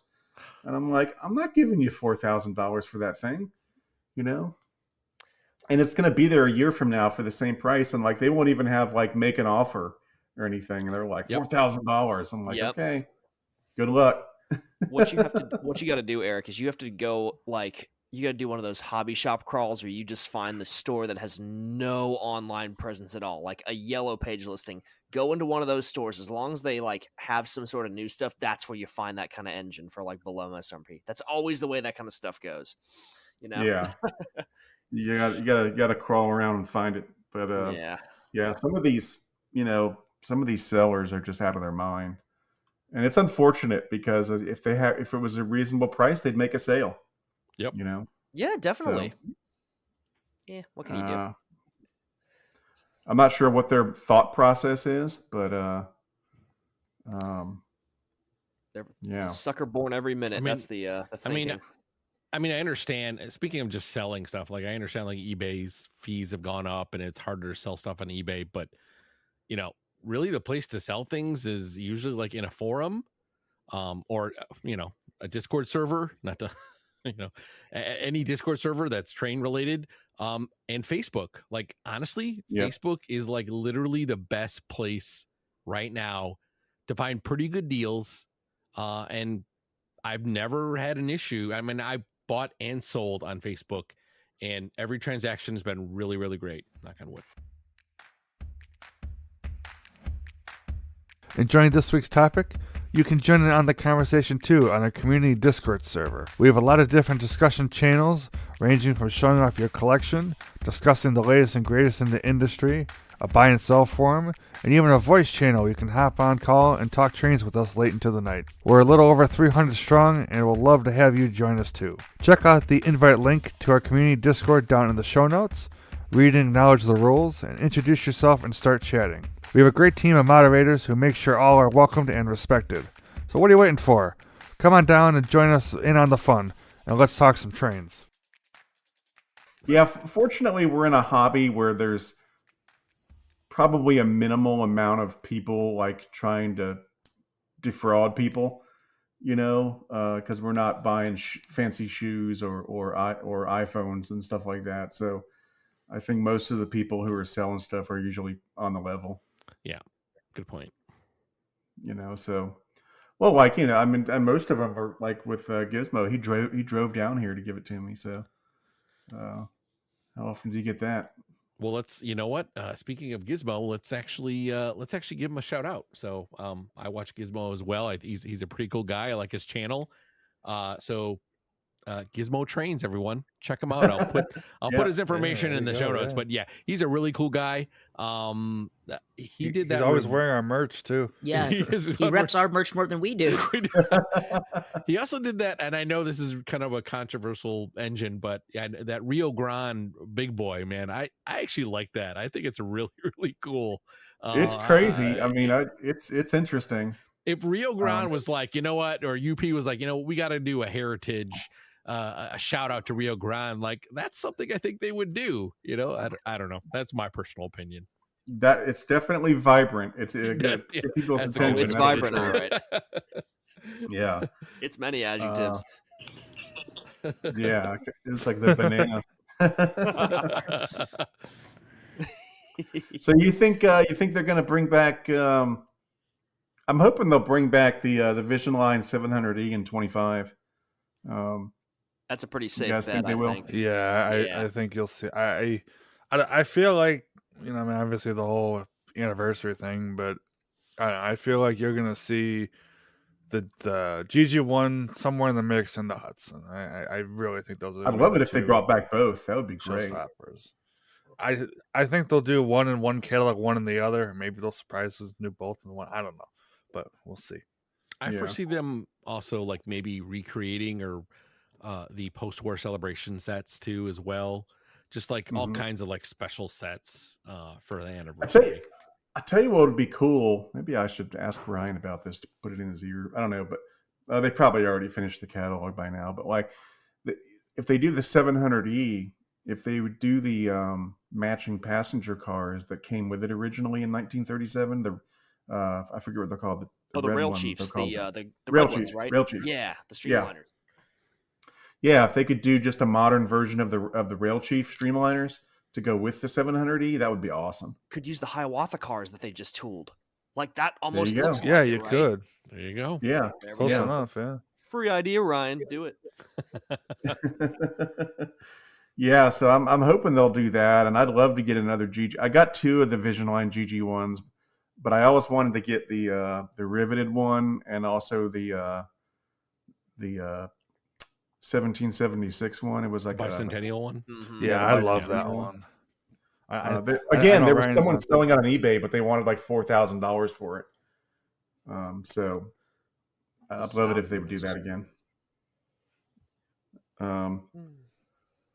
Yeah, I'm trying in this new catalog. I've got this. I like that Southern E6. I hope they get the green right on that, like we were saying. But that General Motors E6 set, that's just so unusual. I keep on trying to find a way to fit it into my budget to get that one too, because I think that's going to look so cool and just so unusual.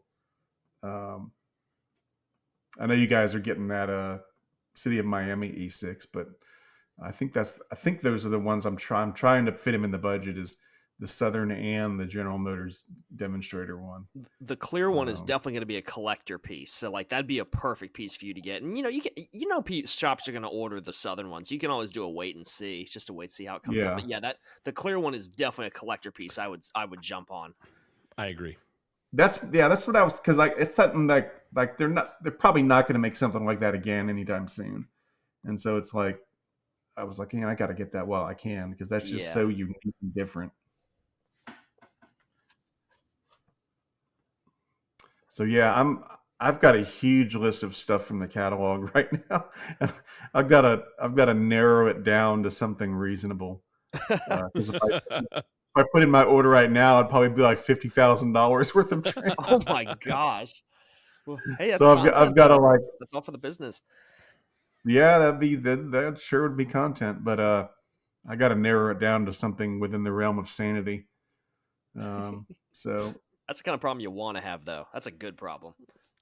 yeah. Fun stuff. I got an email from the TCA about early enrollment for York this year. I don't know if it was for the fall one or the spring one. Yeah, were you planning on going to spring or just the fall? I've never been to the spring one. Okay. We usually go to the fall just because spring is usually kind of busy, and we're probably going to go up to Minnesota to visit Lisa's family in the spring. So we usually go to the fall one just because it's a little easier on the schedule wise. Although the fall is always just a crazy busy time train wise because it starts with York, and then I have my open house, and then you have all the videos for the holiday season, that you got to get out. So it's a crazy, like from like October to December, it's insane. Like it gets crazy. Fortunately, Lisa's a good sport. She rolls with it. So that's why she's so awesome, because she puts up with it. I don't put up with it. I love it. Good answer. Because it gets hectic, but she likes going to York, and we have a lot of fun at the York. So it's and the open house that we have every year, that's fun too. Exhausting but fun. So yeah, I encourage Eric to invite and make sure that he puts out there, everybody is invited and it's free. Go to Eric's house and see his layout. I got to go down there at some point. It's been on my list for ages. Now that we actually get the chance to talk to you, it's so much makes so much more sense. So yeah, no, I'm really excited to do that in the future. Same here. Yep. Same here. It's a lot of fun. I mean, I think one of the most enjoyable things about having the open house is that because what I do is when I have the open house, I put it in our local community magazine. So that way it pulls in a lot of people that are not in the hobby. And so you get a lot of families coming and stuff like that, and people who have never seen this kind of stuff before. And that's the really cool part of it, is when they come down and they're like, oh my gosh, and the kids are going crazy because they've never seen anything like that before. And so yeah, just pulling in the non-hobbyists to the open house, that's really a lot of fun. A lot of fun to do. Oh, come on now. You had hobbyists from multiple people from Alaska who flew in just for that. Wow. California. That's true. I mean, I always feel kind of self-conscious, or I guess that's the word, for like someone will be like, yeah, I came from Alaska to see your layout. And I'm like, oh, I hope you're not disappointed. I've had people come from overseas. Like I had someone come from England one year, and Germany, and I was like, I hope this isn't the only thing you came here for. Like, go downtown, go to the aquarium, go to the Georgia Aquarium or something. Do something to make your trip worthwhile. Because I always feel I'm like, I don't want them to get here and be like, geez, I came halfway around the world for this. But it's very gratifying when people do that. So it's really fun. It's really, really a fun time. One year we tried doing two. I tried doing two open houses. We had it on 2 different days, and that was just too much. It was so because it's exhausting doing the open house. I mean, it's fun. It's so much fun, but it is exhausting because it's really funny. People are always like, oh, what are you going to run during the open house? And it's like, honestly, I don't decide what I'm going to run until like the night before, because like 98% of the preparation for the open house has nothing to do with the trains. You're cleaning up the layout room, getting the layout presentable, and then cleaning up the upstairs, and we have to get the food and the drinks, and we get balloons to put on the mailbox, and getting the announcement put in the local paper and the local neighborhood magazine and everything, and then going out and putting the little signs in the neighborhood to point little arrows to where the open house is. And so there's so much prep that goes into it. Like the night before, we're rearranging all the furniture upstairs and setting up all these tables with snacks and everything. So it's just a coffee maker, and I mean, It's a lot of so work. Yep. it's really funny. And the trains are just like actually the easiest part of it. Oddly enough, and they're actually the last thing that I focus on. It's like the night before, or sometimes the morning of. I'm like, okay, what am I going to run? So it's crazy. Well, I will say time flies when you're having fun. So we're coming up at about an hour and 45 minutes. So I can't believe we're there. So, we've come up to that so fast, but we should probably start kind of winding down a little bit here. Because the podcasts for this month are going to be like super long. Yeah. Not that we don't like talking to you guys, because honestly, we could probably sit here for another 4 hours. But we can. Yeah, For sure. Yes. I still have to do post production on this and get it out by the end of the month. So, but thank you, Eric and Lisa, for taking the time out to come on our podcast again. And number one, obviously, congratulations to you both. That is awesome. Yes. Thanks. Congrats. I wish you Congrats. very, very much luck, and I wish you both well. And it's we're all happy for you, obviously. Awesome. Thank you. Well, we're trying to decide if we're going to get married on a train. Wink, wink.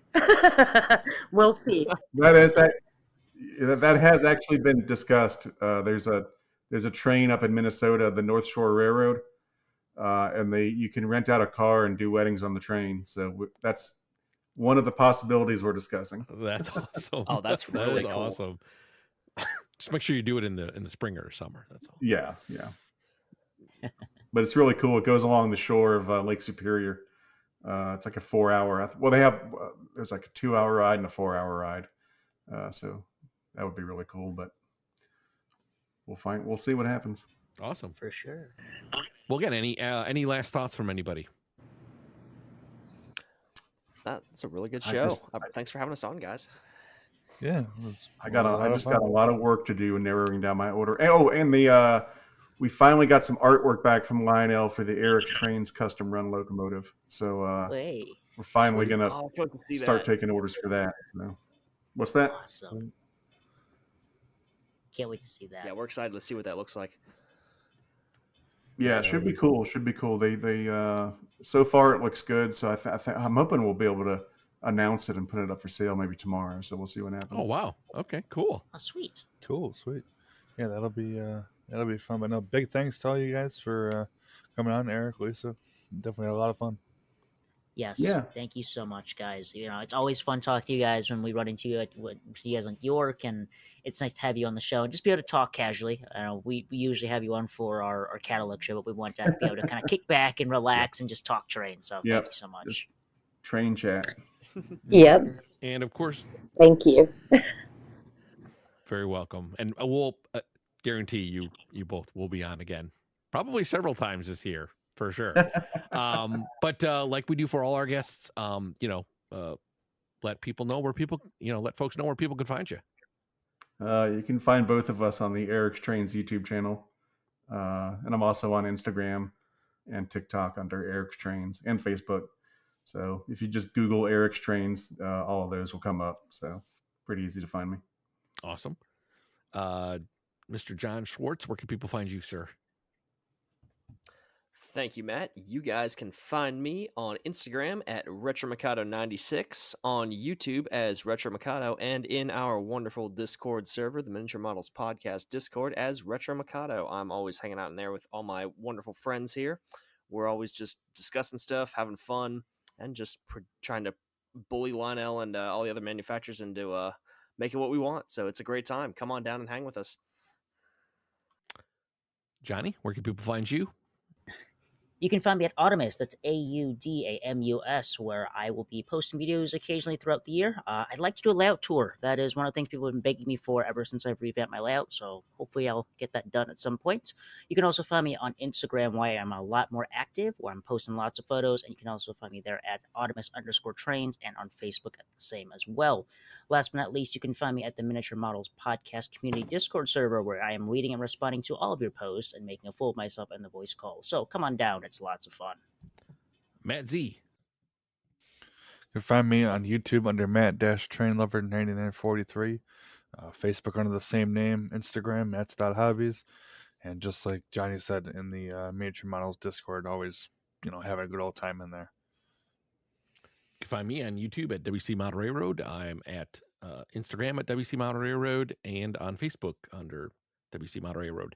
And of course, we'd like to give back to our community here. So, I'd like to take a moment to shout out to some of the fantastic people who have boosted the Discord server and to help keep the lights on. So, the Rambles, Hard Work Pays Off, SD70 Train Fan, SDIV_Tim, Dashing Dan's Trains, and _Everyday is Life _. So thank you very much for boosting the Discord server. We really appreciate it. And of course, a big shout out to everybody who listens to this podcast, downloads the podcast. We wouldn't do this if it wasn't for you, if you guys weren't downloading our podcast, giving us feedback. And speaking of feedback, we would appreciate that, especially on some of the larger podcast apps like iTunes, or I should say Apple Podcasts, Google Podcasts, Spotify, like anything that you can actually like put a review in. We would appreciate it because it really helps, the podcast here and kind of drive our name through the algorithm and hey, we want more listeners.